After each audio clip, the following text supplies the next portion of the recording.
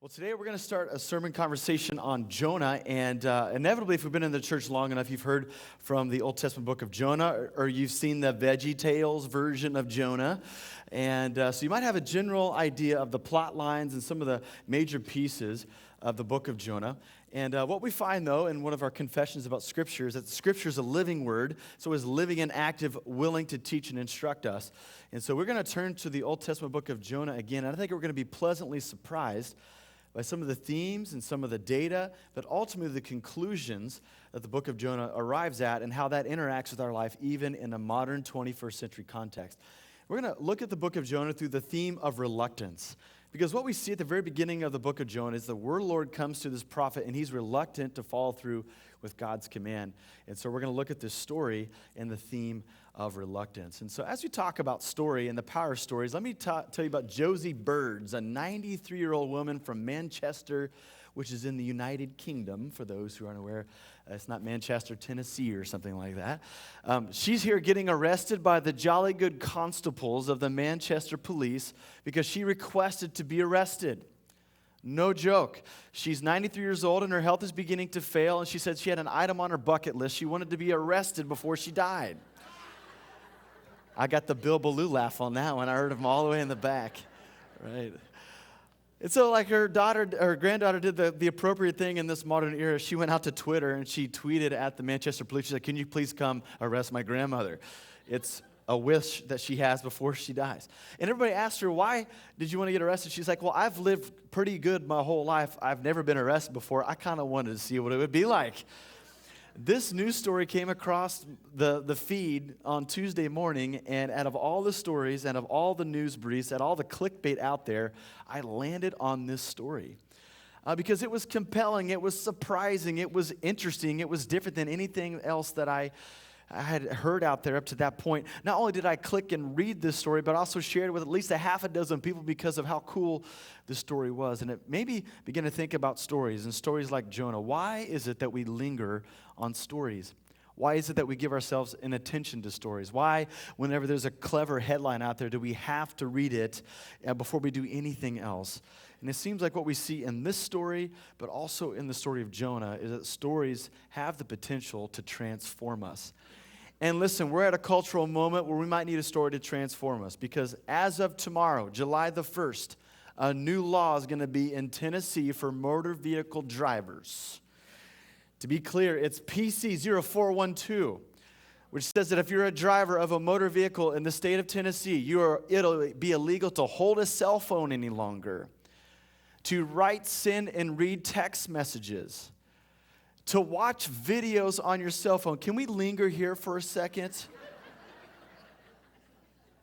Is this really a thing? And then I met Phil Bellamy. Allegedly, Phil Bellamy, as he drives on the open road, will watch Tennessee football games on his tablet as he's driving down the road. Allegedly now. And the last thing is record or broadcast video as you drive. So this takes shape tomorrow. But here's the hunch that I have. I think that even though that we know this law is out there, even though there could be some ramifications if we break this law, that we're going to have our phone on that handy-dandy carrier, and we're going to hear the chime of a text message or the subtle buzz of a text message because we turned our phone on silent during church yesterday and forgot to put it back on sound after worship was over. And even though that we know that new law out there, we're going to be tempted to drive and text and to read and to broadcast video. And we're going to see that text message was just merely a meme that somebody sent, and so we've got to scroll down and find one that's equally as funny or even funnier than that to send and reply. Why they've made this law in the first place is because, and let me just share some facts because maybe this will convince you, that Tennessee has 5 times the national average of accidents involving smartphones. We're number 1. Mom is proud. There's 67 accidents every day on Tennessee roads due to unattentive driving because somebody's answering a text message or updating their Snapchat or recording a Marco Polo or something like that on their smartphone. So maybe that could be compelling enough to convince us not to do this, but I don't think it will. I think that there's some fines attached to this, so maybe economically we'll be convinced not to text and drive. The first time you get caught with this ticket, it's $50. The second time you get caught with this ticket, it's $100. If you get caught texting in a construction zone, it's $200. But I don't think those economics will stop us from answering the buzz and trying to find some way of answering our texts. Because sometimes stats and laws and even economics doesn't convince us to change our minds. But maybe a story could. Maybe the marketing strategy for this new law that's going into effect tomorrow shouldn't be just the facts about the law itself, but maybe they could share story after story of accidents on Tennessee roads where somebody was driving and they were not attentive to their driving because they were answering a text message, or they were trying to like a status on Facebook and they hit another driver who was paralyzed from the waist down because of a motor vehicle accident. Kelly Tuning was driving on Rock Creek Parkway recently, and she came upon someone who went off the road and hit a utility pole, and it smashed her windshield. And as Kelly began to attend to her before the authorities came, she had her phone on her lap with mid-text, trying to send a text message to somebody. Maybe a story has the chance to provide the moment for transformation. I don't know about you, but it seems like the freight of truth is carried in a story. Sure, we could try to argue and debate. We can get logics out, and we could try to defend our position over and against somebody else's position. But in a pluralistic society where people claim fake news and my truth doesn't have to be your truth, all it takes, as Tim Keller says, is two questions for the person on the other end of the conversation to say, well, who says? Who says I have to agree with what you say? So maybe the most compelling way to have a moment of transformation is to recruit a story. And I think you and I do that. As we're trying to convey our point of view to somebody, we do try to argue. We try to argue logically. We try to give proof and evidence. But oftentimes we recruit a metaphor. We recruit a personal story. And that person who is at odds with us, they may actually start to have an affinity with us because they share a common human experience that they experience in the midst of the telling of our story. So the reason that we linger in the book of Jonah is because the book of Jonah has proven again and again to be a story that can transform hearts and minds. But it really shouldn't, because Jonah is kind of a crazy story. In fact, some of the mechanics of how the story is told should convince us that this story should not have had as much telling and legs that it has throughout the centuries. When we go to the first chapter, in the first 3 verses, it kind of starts off with a bang, and we don't get a lot of context of where much of the story comes from or why we should listen. The Bible says, the word of the Lord came to Jonah, son of Amittai. Go to the great city of Nineveh and preach against it, because its wickedness has come up before me. But Jonah ran away from the Lord and headed for Tarshish, which is hard to pronounce in the midst of a crowded group like this. He went down to Joppa, where he found a ship bound for the port. After paying the fare, he went aboard and sailed to Tarshish to flee from the Lord. So the word of God comes to Jonah. We don't know anything about Jonah at all. He's just a prophet who hears from God. And we know nothing really about why Nineveh and why Tarshish, or where they at on our maps. And as we continue to read this story, we continue to see its complexities. Jonah goes to the depths of the ocean in a 3-day ride in the middle of the belly of a fish. He gets spat on the shore of Nineveh, and he walks through Nineveh, and he preaches against them. But instead of being despondent towards his message, they actually receive his message. And at the end of the story, you think that Jonah would be encouraged by it all, but he's discouraged. And to put in another interesting complexion to this story is that it ends in a question. It's the only book in all the Bible that ends with a question. You see in chapter 4, verse 11, that as God and Jonah are talking at the end of the book, and God is trying to console and challenge Jonah, he says, and should I not have concern for the great city of Nineveh, in which there are more than 120,000 people who cannot tell their right hand from their left, and also so many animals? And then the curtain drops, and we're left with 1,000 questions. What did Jonah say in response? What happened to Jonah? What happened to Nineveh? What happened next? And we don't know. George Landis, who's an Old Testament theologian, he says this as he scours the Old Testament text, its original language. This is his conclusion about this clunky story of Jonah. Jonah has no fewer than 63 places in the text where the author's deliberate or inadvertent withholding of information poses at least some interpretive issue for the reader, and in addition, 13 places where the narrative features create dissonance in the logic or coherence in the story. This is basically what he's saying. Whoever wrote this book, they're like a novice writer, perhaps. Clumsy in their communication of a story. 63 times there's a break in its logic. 13 times there's incoherence. And when I think about this and this conclusion from George Landis, I feel like the writer of Jonah has got some really difficult news to tell his readers, and he's going about it very softly. You ever had a time with your spouse or maybe a coworker or a manager, and they had to break some hard news to you? Instead of just saying it right out, the news was going to be difficult to hear, so they started in a sentence and they stopped it and they employed something else, and then they tried to put a joke in there, then they put a story, and then a scene from Friends because it's always applicable, it seems, and so there's all these different ways, and it's this weird web of communication to try to get to the bottom of a point. That might be what's going on in the book of Jonah. So in its mechanics, in its grammar and its logic, in the way that it's structured as a story, we should disregard Jonah. We should say, this doesn't make the cut for an applicable story. We should move on to something else. But again and again, the faithful throughout centuries have found Jonah to be a compelling story to meditate on. This is what Tim Keller says, one of the towering preachers of our own 21st century context, who's preached on Jonah several times. He said, I discovered the varied applicability as I preached through the book of Jonah, verse by verse, 3 times in my ministry. In each case, the audience's cultural location and personal needs were radically different, yet the text of Jonah was more than up to the task of powerfully addressing them.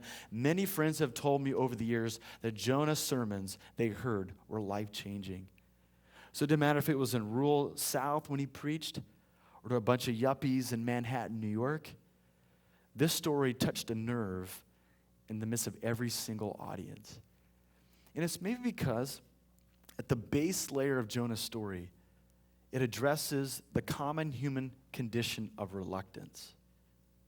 Jonah is a reluctant prophet all these centuries ago, but we encounter reluctance today.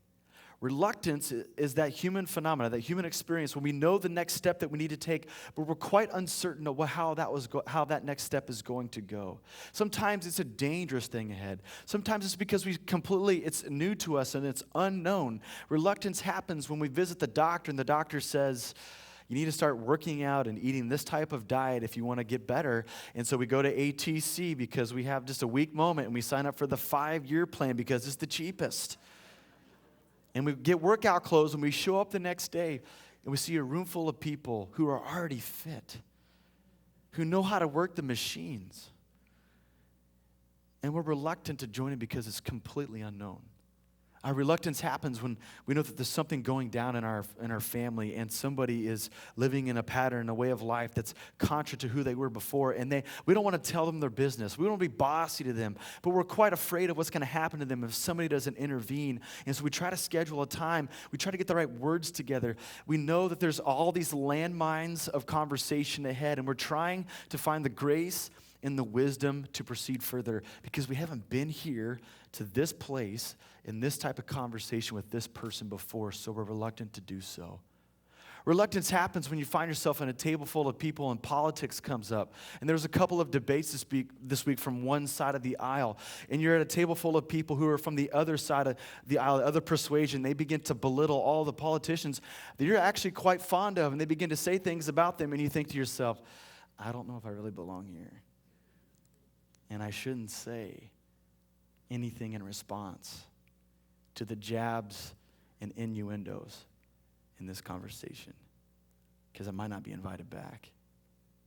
A reluctance is having a picture of the way forward yet hesitating to move that way. And so we need to get to the bottom of why Jonah is reluctant. Because if we could get that in mind, then we can find a way to use Jonah's story to confront our own reluctance and then move forward in our story. But one of the difficult things about the book of Jonah, even though it's widely read and widely loved, is trying to nail down exactly the current cultural moment that Jonah is facing.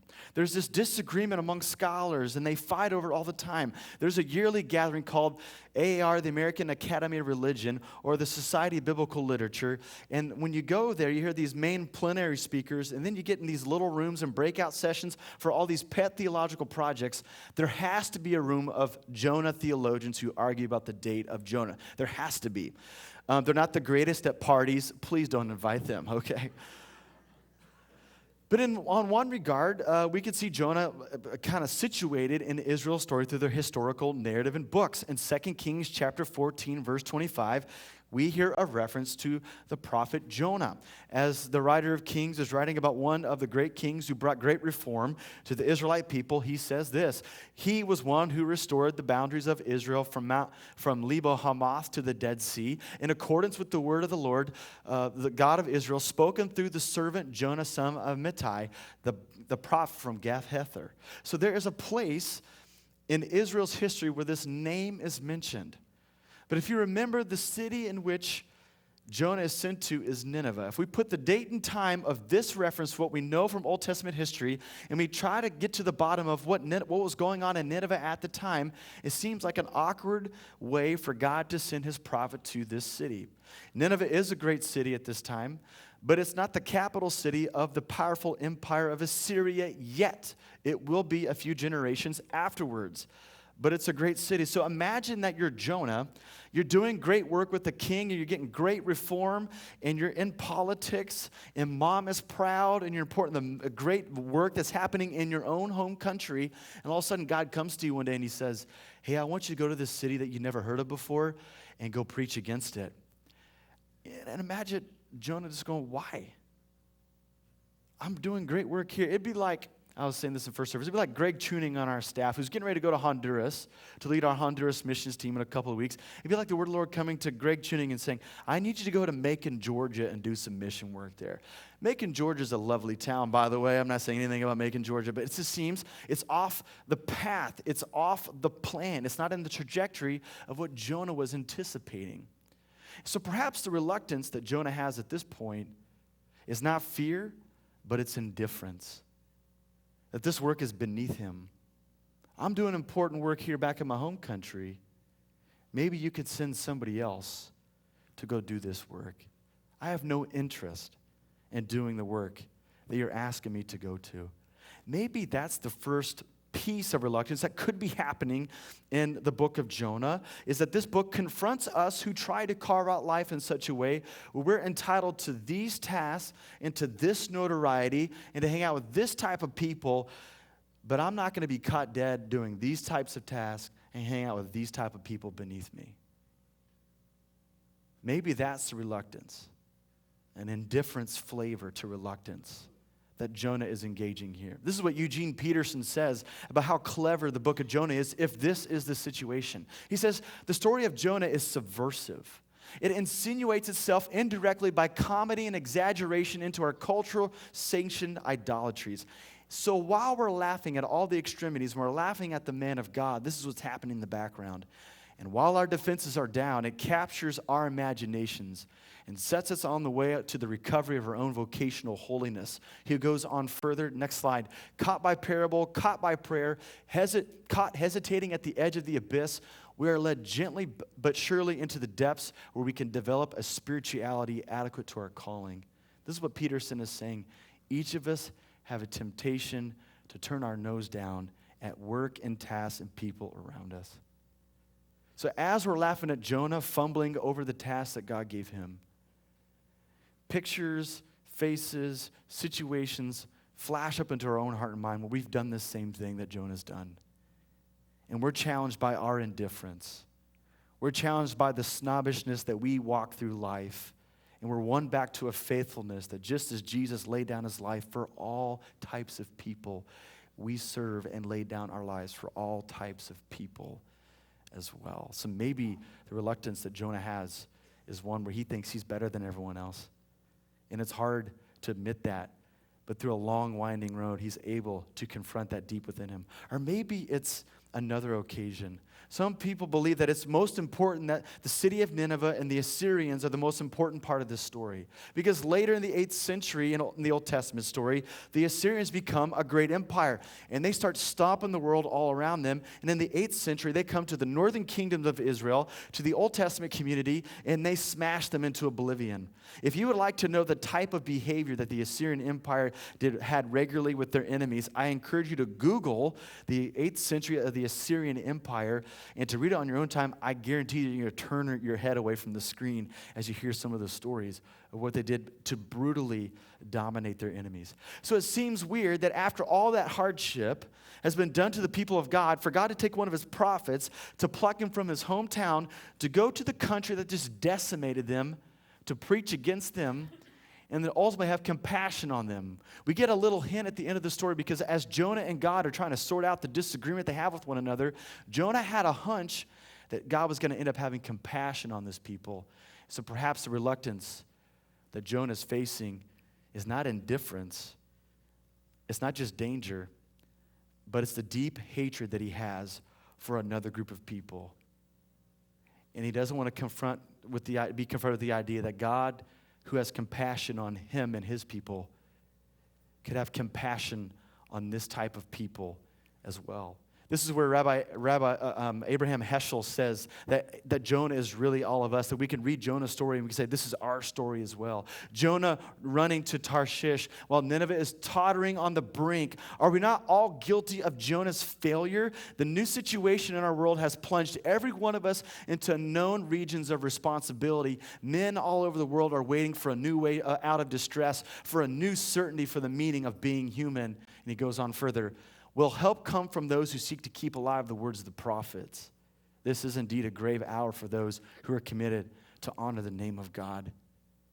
Nineveh is on the brink of destruction because they fail to repent. And Jonah is in a disagreement with God about who God should have compassion on. So maybe instead of his indifference because of the menial work of going to another place, maybe the reluctance that Jonah has is, no, I want you to hate those people because I hate those people. Read this way, Jonah's story smashes all ideologies that we've created for ourselves in the ways that we've tried to carve up the world, to say who are the good guys and who are the bad guys. Jonah flies into our faces. It challenges us once again. They think that we've got everything settled because of our arguments, because of our knowledge, because of our media outlet, because of our life experiences. We say that those people aren't blessed, and we're blessed. The book of Jonah comes in and says, we got to think all this again because the math is completely different in God's mind than even the prophet's mind. Everything has to be redrawn again. Let me conclude with one more quotation about how Jonah can be used personally for us, not just as we looked at our reluctance corporately, but also reluctance deep within us. It says, human beings have always employed an enormous variety of clever devices for running away from themselves, and the modern world is particularly rich in such stratagems. Have you ever been on Facebook lately? We keep ourselves so busy, fill our lives with so many diversions, stuff our heads with so much knowledge, involve ourselves with so many people, and cover so much ground that we never have time to probe the fearful and wonderful world within. Next slide. More often than not, we don't want to know ourselves. We don't want to depend on ourselves. We don't want to live with ourselves. By middle life, most of us are accomplished fugitives from ourselves. Jonah is not just a story of a man running away geographically, but he's run away personally from himself. And I think there's been some of us who had this reality lately. We've looked in the mirror. We don't even recognize who we are anymore. We've run away from who we know we should be. And so perhaps what's at stake for us as we walk alongside Jonah is to find ourselves again and to come home and allow God to find us and to remind us of who he's called us to be and to lead us back home. So for the next 4 weeks, we're going to cover the book of Jonah chapter after chapter. Let me give a personal disclaimer. If you or I do not want to be challenged in our religious ideology, our political ideology, our economics, and the way that we see the world, we might want to do what Jonah's done and take a trip somewhere else and listen no further. Because Jonah takes no prisoners, with our current inherited beliefs. He will challenge us. We will be confronted to change, but this is what I want to believe in the middle of the church, that we don't come just to be affirmed again and again, but to be changed. So may you and I take the courageous journey over the next 4 weeks and decide to come out of hiding and for God to find us and to lead us back home.